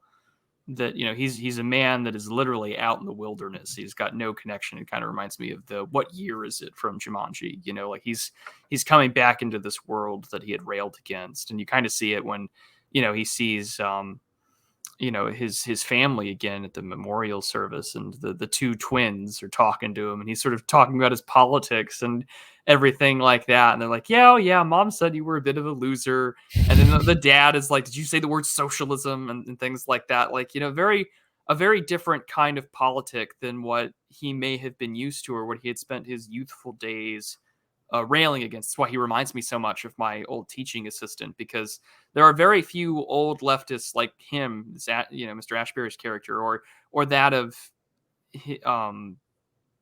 an honest old leftist like Glenn Greenwald, because so many of them just sort of took the next current thing and got on board with it. Like my old teaching assistant found out who I was on Twitter, and he had snidely remarked I was like some Christian fascist or whatever. And it was just like, I used to have long conversations with him where I would agree with a lot of what he had to say. And now, it's, I'm a part of the fash now. It's too late, I guess. It's kind of sad. Whereas this story is a lot about how that idealism makes first contact with reality. And there's no greater way than for the man to put the childish things behind than usually in the wake of your father's death. I mean, it's what there's that old saying that a boy finally becomes a man when he buries his father, and this story Mhm. I think really does epitomize that in the context of we're all still trying to get grounded and stable after the financial crisis, and it's he himself, despite hating who he is recognizing that he's still a lot like his father, even though he never got along with him. And you see this with a lot of the men who had served with his dad throughout his years in business, saying, "You're very much like your dad. You're very much like Walter." And it's very true that like if you don't get along with your parents, like if you didn't get along with your dad, like sons and fathers, if they don't get along, odds are it's because they're very similar to one another. And Mhm. I think that this story does a very good job illustrating that despite their political disagreements, their ideologies, or what kind of lives that they had, they are very similar at the end, and you can't escape who you were born from or who you were born with, because that's all you get when you're born. You get your family, and that's it. Yeah. Take it or leave it, and even if you leave it, you can't escape it. Yeah. And yeah, I wanted to end it on a not like a, you know, syrupy sweet morality tale sort of thing, but what you were saying about putting the childish things away, about just the millennial process of having to reach that point, because a lot of millennials, if they do eventually wake up and step outside of their kind of avenue of escapism from, the inflictions of the world, the the one after another infliction of the world, whether it be financial crisis after financial crisis, or the global war on terror, or these, mass terror events that terrorize them. um yeah, there's this point of finality where you just have to realize that this is the world, at least how it is now. You can't continue making excuses about how it could be better or should have been better for you given circumstances. And you just have to do what you can with what you have. And that's the thing with millennials. I feel like a lot has been inflicted on them, but at the same time, there's a lot of self-inflicted kind of safetyism around, like, oh, like we don't make enough money to, like, I don't make enough money to have a kid, or I don't, I it's too dangerous of a world out there for men for me to, try and take a jump and get married to someone. And so you see these millennials who are, into their mid 30s, and they've maybe had a girlfriend for 8 years or whatever, and they're still not married. Or they've been married for 5 years and they still don't have any kids, and they just have decided they don't want kids. And there's this moment where you have to it's not like you can't leave ideology or your convictions behind. It's interesting. It's like a lot of the debate that goes on Twitter about, like, wife guys, about, like, oh, are wife guys just retiring to the suburbs to, run run their lawnmower and not have to think about the hard questions, and just, like, check out and be like, okay, I won. Like, I've got my agreeable six who agreed to marry me, and we're gonna have a couple kids, and I'm just gonna pretend like, this little world in suburbia is like the end, is like the end victory, civilization, cultural victory, or whatever. um and I think there is some truth to that, to the critique of that. But at the same time, once you reach a certain age, you kind of, if your generation is not the generation called on to make some big sweeping change in circumstances, or if that opportunity hasn't presented itself, then sometimes you have to just do what you can in the circumstances. And not every not every generation is going to have the circumstances where they can actually do something, fantastic or world shaking, to improve their circumstances or the circumstances of their country. And I think there's points where millennials thought that they were going to be that generation, whether that be with Occupy. I mean, a lot of the things that we've talked about, whether that be like the different slacktivism events and like Coney I 2012. was And there's about all, to say, yeah, we've kind yeah, of there's, turned our activism inward. It's no longer with a physical presence. I mean,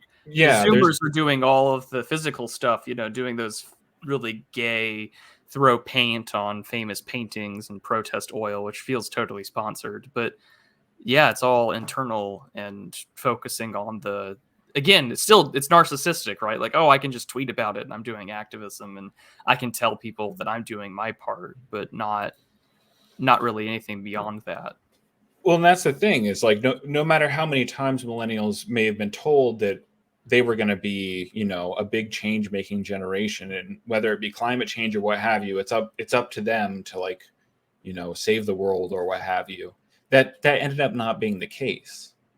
And I don't think it's going to be the case with the millennial generation. I mean, they were told that for certain political reasons, but it's not gonna be. I don't think it's gonna be millennials that throw off the proverbial like neocon, like terrible economy American shackles, as it were.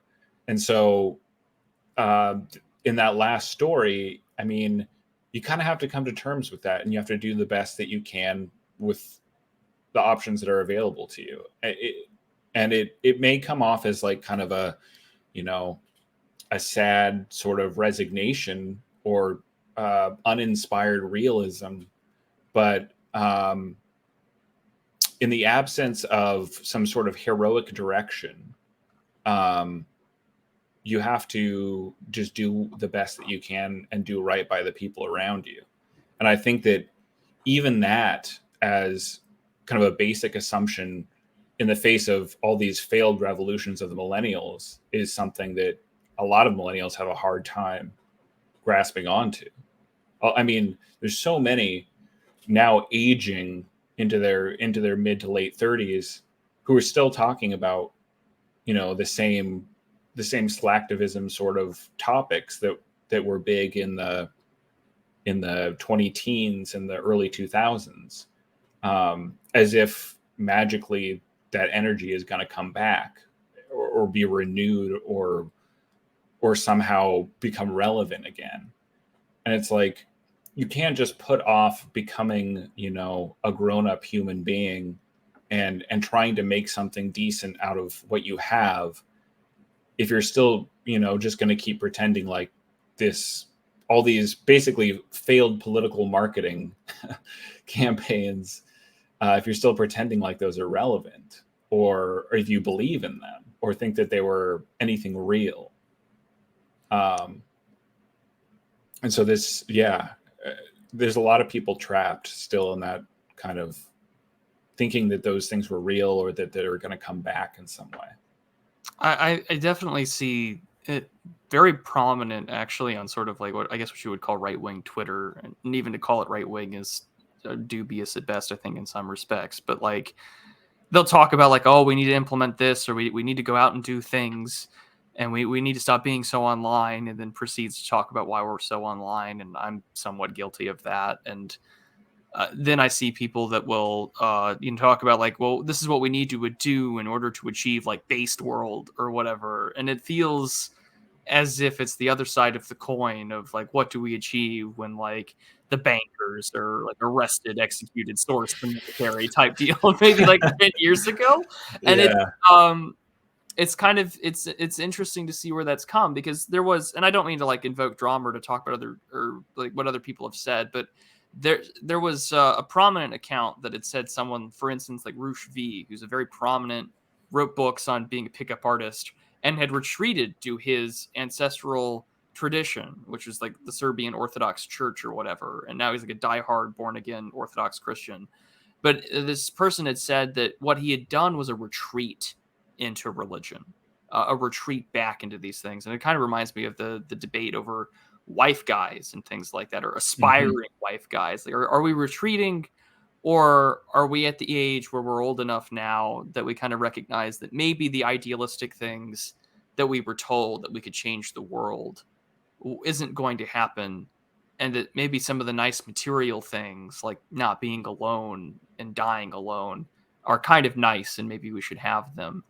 And again, like American Bastard ends on sort of that happier note where this authentic, 2012 90s, kind of leftism, which I don't even know if I can call it leftism, because there are plenty of the Ron Paul guys that would have been that are anti WTO, anti NAFTA, and all that sort of stuff. And Mhm. but he recognizes also kind of what's important, which was legacy.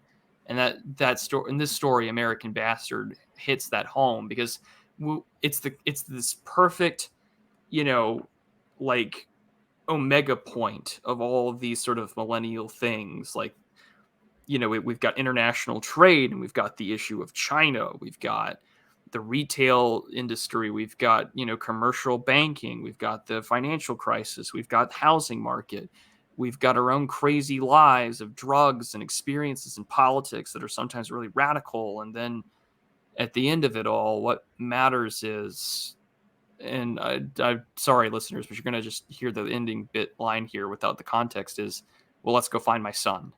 And I think that kind of does put a really perfect pin end point to this series of vignettes, because it's, well, what do we do now? And that's a question I ask myself all the time doing what I do, like with politics, or with, and I've done a lot of IRL organizing, phone banking, stuff like that, and I always ask myself, like, so what if we win? Like, what now? Like, I always think about the end credit scene of Finding Nemo, where all the other fish escape the dentist's office, they get in their little baggies and they get into the ocean, and the pufferfish asks, now what? And I think that that's the perfect question that everyone should ask themselves. Is like, oh, say you get all this, now what? An American Bastard ends on trying to answer that question. And I think that it's the perfect fitting, and it's the perfect sort of question that millennials should be asking. And American Bastard is definitely the story that poses that question the most out of all four of these. And chronologically, it's very fitting that for me, a late 20 something, and you are a couple of years older than me, are kind of also grasping with those questions of like, well, now what? Do we retreat to the burbs? Do I turn into the 30-year-old boomer meme with his white monster and his lawnmower at 7 a.m., or is there something more to it? And I think that this book and all four vignettes highlight that very well. Of, this is what we grew up with, this is the epoch we live in, and what do we do with it?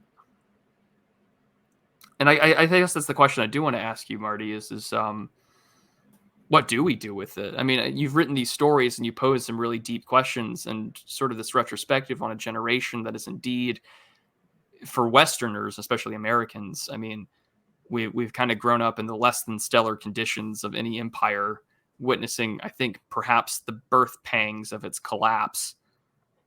Where do you see yourself doing? I don't imagine being a novelist is your full-time job, but are you grasping with these same questions, both as a writer but also as a millennial? The what now? Do I retreat? Am I a wife guy? Things like that.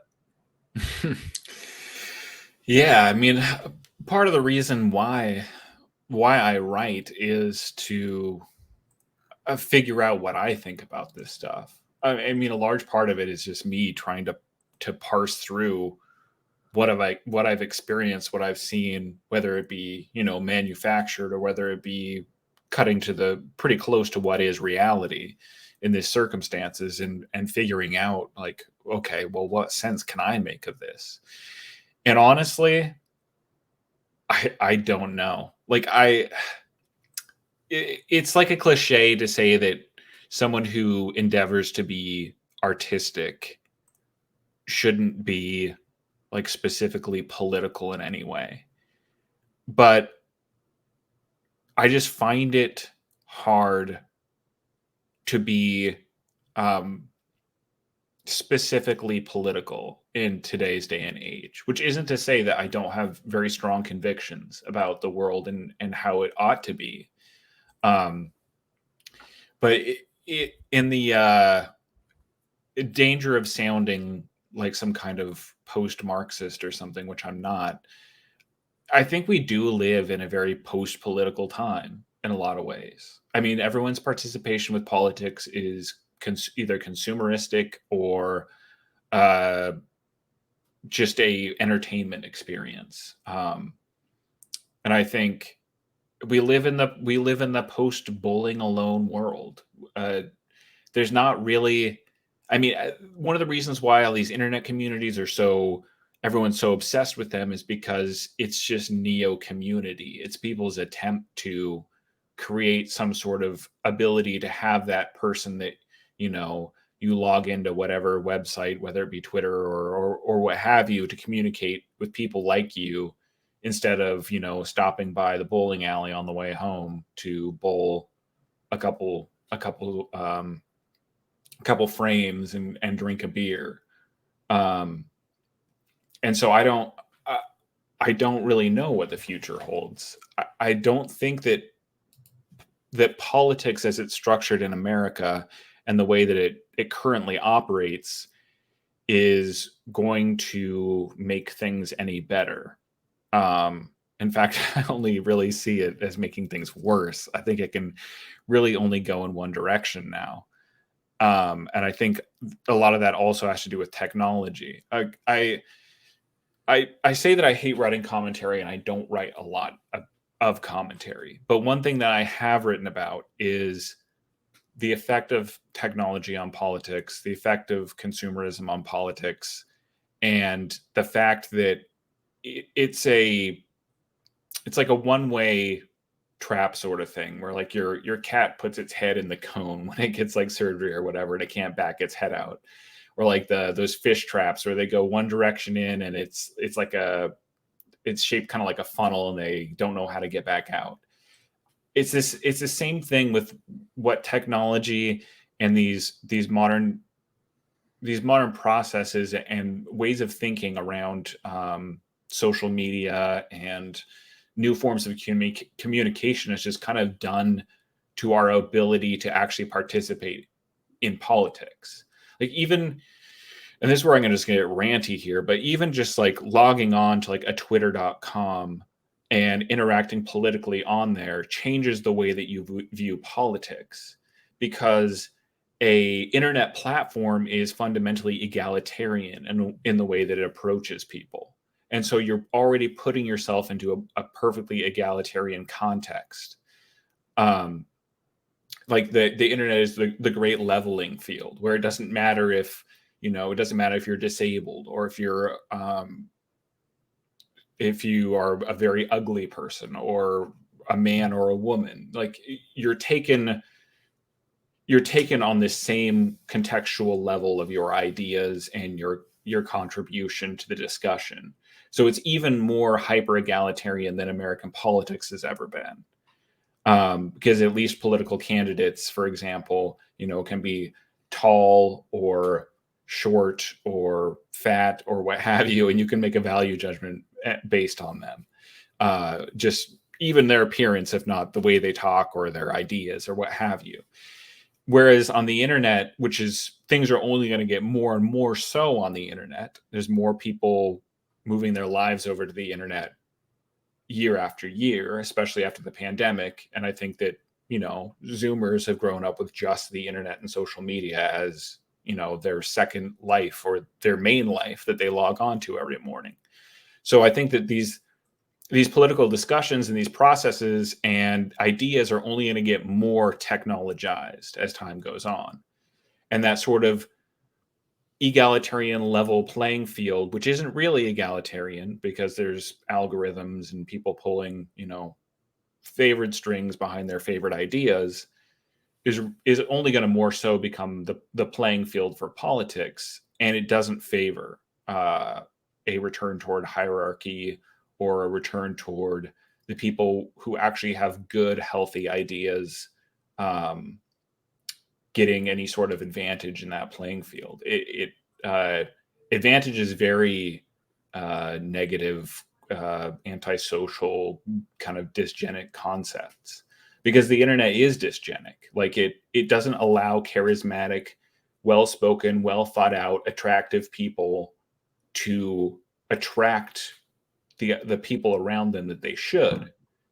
It actually appeals to these masses of people who have a bone to pick with society, can cluster in these huge groups where you have people posting the most heinous thing you've ever seen, and you've got 100,000 likes on it or whatever, because you just have this equalizing mass of resentful people who've all found each other in one place and are all considered equal with people who have much better ideas and maybe, throttled or disregarded because they're on the outs, like in our current culture, as far as their ideas or thought processes. So I think that the technologization of the discussion is only going to more and more over time favor bad ideas. I think it kind of only goes that one direction. I mean, you can see with, chat GTP and AI and all that stuff, the people's fingers are on the scale with that sort of thing. You may think that some of the tools can be helpful for people who are anti-regime or more for like a meritocracy in a true sense. But I don't think they're ever really going to get the chance to make that case in such a technologized world, because I think those structures actually work against them. I feel like if there was going to be a fifth story to this book, it would be about the angry Twitter user. Because I feel like that's sort of been the end point of the millennial story. And it's strange to think about it, too, because, there was this, like, Keith Abloh. He wrote this, like, piece in Fox News, like, over, like, 8 years ago. And it was about, like, Ted Kaczynski. But, like, that wasn't the point that he was getting across so much, was whether or not Ted was right. He was pointing out that, like, social media, it has been around, and Barack Obama was the first candidate to really take advantage of it, because, 2007 onwards, because, it'd be a little different than like George W. Bush having like a Cinco de Mayo campaign website to lure Hispanic voters, compared to like hashtag hope and change or whatever. And now we've got all these hateful niche sub communities, or like what Walter Lippmann would call these people that live in different pseudo realities, just trying to ratio one another. And like, yeah, you're absolutely right. People can have a live leak face or whatever, but like, were you a T&D poster on Twitter? Like, is mom and dad, like, are your future children going to find your OnlyFans? Are they going to find like your Groiper edits with, spinny wheels and all sorts of stuff in the background? Like, those are some legit questions that I think we're going to come to reckon with in the near future. Because that a colleague of mine, Dave the Distributist, he had said, I think we're going to see a real mental health crisis in the next few years as the childless millennials who are in their 30s hit menopause or realize they can't have kids. And I think that that's true. And I think that all that Twitter has done is amplified that. So, I mean, if there was a fifth story in the book, I think it would be the online activist or something like that. But the last question I wanted to ask you would be, is actually that if there were a fifth story in Millennium, what part of the millennial generation would you cover? Well, not to get too ahead of myself, because I like to make grandiose plans, and then, I mean, it usually takes years for me to finally make good on them. But my current plan is actually to eventually make a second volume of Millennium, because there's more of the millennial story that needs to be told, kind of ending it around the post-Occupy Wall Street phase is certainly not the end, because we've had a lot more since then. But it's not the next project that I plan on finishing. So it would probably be a couple years out. But I do, so as far as ideas that I would address in that one, I want to actually continue and make a second part of the story, Holy Hunt, because I actually have an idea for a second half of it. Same thing with American Bastard. I have an idea for a second half of it. And then as far as the other sections to fill it out, I'm not sure if I'm going to include this, but on my WordPress, I have a story that I wrote earlier this year. It's I think it's Marty Phillips Writes at WordPress.com, called Dreamcatcher, which I would probably rewrite, change, and implement it in some way. And it's what would bring the Millennium Volume 2 into the internet age of the millennial. It addresses kind of like, simulated worlds, living in the dream world. Kind of the general concept of the story is that sometime in the near future, there's the ability to use this transmitter to, when you go to sleep, to put yourself in your own dreams perfectly lucidly. So every dream you have is a lucid dream. You can do whatever you want in your dreams. You can like program scenarios before you go to bed, and then when you go to sleep, since it's not your waking mind, it's your sleeping mind, you get to live out these like preset scenarios that you've set for yourself as though you're experiencing it for the first time. And so it deals a lot with kind of the effect that technology has on the world, with obviously allegorical parallels to kind of the escapism that the internet has created for the millennial generation, and probably more so for the Zoomer generation, though with millennials, I think a lot of us were young enough that we were able to get sucked in pretty early too. So if I were to continue, and if there were to be another story that would kind of move things into that, into the future or present, I would probably include that one in it, but I tentatively am planning on doing a second volume. That is after I finish the current novel that I'm working on, which I've been working on for like a decade. God knows if I'll even finish it. So we'll see. But it's on the books eventually. I do actually want to do a volume 2. So it would be a 2-volume set. Well, that gives me some hope. I look forward to whenever it will come out. I do look forward to when this other volume comes out, because I imagine that, like I said, this book does capture, I think, a lot of the 4 quadrants from, say, 2000. Well, really even the late 90s, but I mean like the late 90s to, say, like 2012. I feel like it covers a lot of the millennial story there, and these different quadrants of life. The I've got mine, screw you, progressive American soldiers, and what that means to stay in the fight, 9/11, and making sense of your own world around you. I think that this does a very good job at offering a fictional but very realistic millennial historiography that hasn't been completely digitized, where there are internet historians and things, but this felt very grounded, and it didn't feel like this was something written by like a Twitter poster or whatever. And that's not to throw shade on other writers who are much better Twitter users than I am, but that is my ultimate compliment to this book, is that this is, while fictional, a historiography, almost an autoethnography perhaps, of the millennial generation. And this, I can't recommend the book enough to people. So with that, Mr. Phillips, where can people find your great work, and where can people buy your book? My book is available on both Antelope Hill's website and on Amazon. If I got the URL correct, if you ever want to just catch up on any sort of short fiction I'm writing, side projects, I actually just finished writing a story recently called The Gauntlet. It's about a kind of Silicon Valley bug man whose AI digital assistant sort of Alexa thing gets hacked and turned into like a racist chud bot that he has to live with 24/7. Just kind of like a comedy story. So you can find that stuff on my WordPress. I think it's Marty Phillips Writes at WordPress.com. I'm pretty sure. Yep. And then I'm on Twitter currently. Probably won't stick around for very long. I can only handle a certain number of months before I inevitably log off. I'm at New Age Prisoner, and I think that's everywhere I am online. Well, those links will be down below in the description. I do highly recommend that people check out this book or your first novel, Let Them Look West.